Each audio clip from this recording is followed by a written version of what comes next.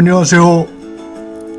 왜 유목민들은 개가 죽으면 꼬리를 자를까요? 유목민들은 개의 고기를 먹을까요? 당신에게 몽골 12번째 이야기는 몽골의 개입니다. 몽골 유목민에게 개는 가족이나 다름없습니다. 모든 가축의 고기를 주식으로 삼지만 개를 식용으로는 하지 않습니다. 개를 미각적으로 사랑하는 일부 한국인들의 이야기를 접한 유목민들은 경악합니다. 기르던 양이나 염소, 심지어 타고 다니던 말도 잡아먹는 유목민이지만 개는 예외입니다. 흥안령 일대와 북부 산림지대에서 반수렵 생활을 하던 고대의 일부 부족들은 개를 식용으로 했다는 설도 있지만 지금의 유목민들은 수긍하지 않는 이야기입니다. 몽골의 유목민들은 개가 윤회에서 사람이 되기 직전의 존재라 믿습니다. 그래서 기르던 개가 죽으면 꼬리를 잘라 묻어줍니다. 다음 세상에서 꼬리 없는 사람으로 태어나라는 기원입니다. 일부 부족들은 자른 꼬리를 개의 머리에 베개처럼 베어주기도 합니다. 몽골 사람들은 개를 때리거나 욕을 하지 않는 것은 물론이고 함부로 손가락질하지도 않습니다. 참고로 말씀드리자면 몽골 사람들은 손가락질하는 것을 시비 거는 걸로 여깁니다. 개는 팔고 사지 않으며 이웃에서 얻어오는데 개를 얻어오면 반드시 비단천을 답례로 바칩니다. 암캐보다는 힘이 세고 용감한 수캐를 좋아하고 바타르 같은 이름을 지어줍니다. 암캐는 이름이 없이 그냥 개로 불립니다. 몽골의 개들은 주인집에 아들이 태어나는 것을 좋아하고 말들은 딸이 태어나는 걸 좋아한다는 이야기가 있습니다. 사내 아이들은 고기를 대충 뜯어먹고 버려서 개가 얻어먹을 게 많고 여자아이들은 몸이 가벼워서 말이 태우기 쉽기 때문이라네요. 몽골계의 원형은 정확하지 않습니다. 대체로 늑대의 야성에 가까운 개로 여겨지는데 우리의 진돗개와 혈통이 매우 가깝다고 합니다. 유목민들이 많이 기르고 있는 지금의 개들은 티베트에서 들어왔습니다. 야크와 함께 몽골로 들어온 티벳의 개는 늑대로부터 양떼를 지킬 만큼 덩치도 크고 용감합니다. 대체로 검은 털에 내눈박이라고 하는 노란 문양의 눈썹 무늬들을 눈 위에 얹고 있습니다. 꼬리는 몽둥이처럼 끝이 뭉툭한 것이 특징인데 조선의 화가 김두량이 그린 견도라는 그림에 나오는 개와 비슷합니다. 비안바수렌 다바 감독의 동굴에서 나온 누렁이라는 몽골 영화를 보면 유목민의 어린 딸이 굴에서 들개의 새끼를 가져다 기릅니다.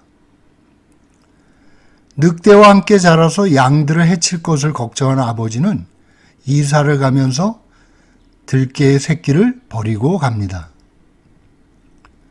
그런데 이사를 가다 보니 정신이 없어서 갓난 아들을 두고 온 것이 생각나 황급히 돌아갑니다. 늑대나 독수리가 잡아먹을 수 있기 때문입니다. 혼비백산하여 돌아가 보니 강아지가 독수리로부터 갓난애를 지키고 있었답니다. 단순한 줄거리지만 불교의 윤회사상과 더불어 몽골인들이 개를 어떻게 생각하는지를 잘 보여주는 영화입니다. 그런데 여기서 잠깐 그 개는 왜 늑대들과 굴에서 살았을까요? 종종 수컷 늑대와 암캐 사이에 새끼가 태어나기도 하는데 이를 늑대개라 합니다. 늑대개는 보통 개와 달리 양이나 염소를 잡아먹습니다. 그래서 유목민들은 늑대개를 보는 대로 잡아 죽이거나 멀리 쫓습니다. 암늑대와 수개 사이에는 새끼가 태어날까요? 퀴즈입니다.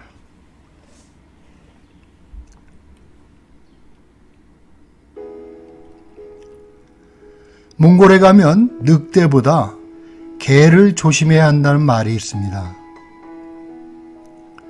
새벽 일찍 혼자 산책을 즐기는 여행자라면 외딴 유목민 계르의 개를 주의해야 합니다.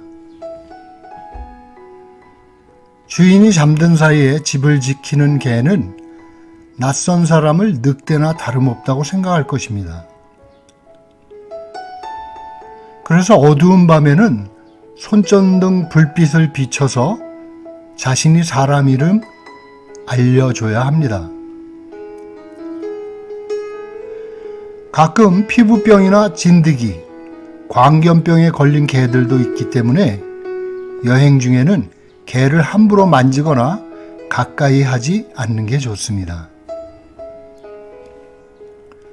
목에 붉은 천을 매단 개들은 사람을 잘 무는 개라는 표시이니 더욱 조심해야 합니다. 때로는 주인이 있다는 표시이기도 합니다. 관광객들이 많이 드나드는 곳의 개들은 길이들어 순하지만 외딴 유목민 계르를 방문할 때는 개가 있는지를 잘 살펴야 합니다. 몽골 사람들도 이웃의 마실을 갈 때 하는 인사말이 노호이 홀, 개 좀 잡아주세요 라고 합니다. 한가위 산을 넘다가 길을 잃어버려서 어느 외딴 유목민 계르에 묵은 적이 있습니다. 어찌나 사납게 개가 달려드는지 차에서 내려 엄두를 내지 못했습니다. 그런데 막상 주인하고 인사를 나누고 나니까 언제 지졌냐는 듯이 얌전해지는 게 너무 신기했습니다. 몽골 개들은 집이 있을까요? 없습니다.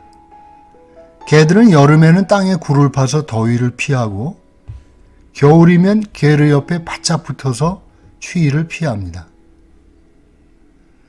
먹이는 무엇을 줄까요? 개사료나 개껌을 줄까요? 있을 리 없죠. 개는 돌아다니면서 쥐나 토끼, 타로박을 잡아먹습니다. 그러다 이따금 주인이 도축을 할 때 그 옆에 얌전히 쭈그리고 앉아서 주인이 던져주는 내장을 얻어먹기도 합니다. 진짜 백이 유목민 개들은 여행자들이 던져주는 빵이나 밥을 거들떠보지 않습니다. 사냥을 한 먹이를 나중을 위해 땅에 묻어두기도 합니다. 거의 늑대라고 생각하면 됩니다. 겨울에는 양이나 염소 새끼를 게르 안에서 기르기도 합니다. 그러나 강아지는 집 안으로 들여놓지 않습니다. 신기한 일이죠. 그렇게 가족처럼 사랑하는 개를 집 안에는 들여놓지 않는 이유 말입니다. 그것은 가축을 지키기 위해 늑대와 싸워야 하는 개들의 운명입니다. 개들은 찬바람 부는 바깥의 존재로 여겨집니다. 옷을 입고 유모차를 타고 다니는 우리의 개들을 보면 몽골 개들은 무슨 생각을 할까요? 부러워하지는 않을 것 같습니다. 개와 쌍벽을 이루는 반려동물 고양이는 어떨까요? 유목민들은 고양이를 좋아하지 않습니다. 쥐들이 주변에 많아서 고양이를 기를만도 한데 만나기가 쉽지 않습니다.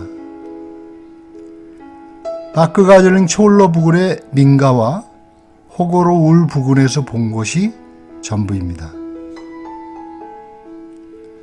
유목민들은 고양이는 원수를 반드시 갚는 동물이라 여겨서 함부로 대하는 것을 꺼립니다. 고양이를 거의 승려와 비슷한 존재로 여기지요. 한마디로 신경이 쓰이고 까다로운 짐승으로 여기는 겁니다. 또한 고양이는 영물이라 생각합니다. 사람이 죽을 때 곁에 있으면 영원히 평안히 저승으로 가지 못한다고 여깁니다.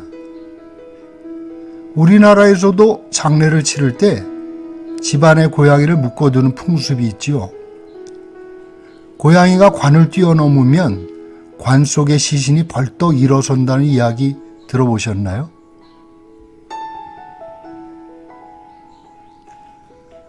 몽골 이야기를 함께 나누게 되어 즐거웠습니다. 주변에 관심 있는 분들에게 공유해 주시면 사라져가는 초원의 이야기들이 좀 더 널리 전해지지 않을까 생각합니다. 고맙습니다.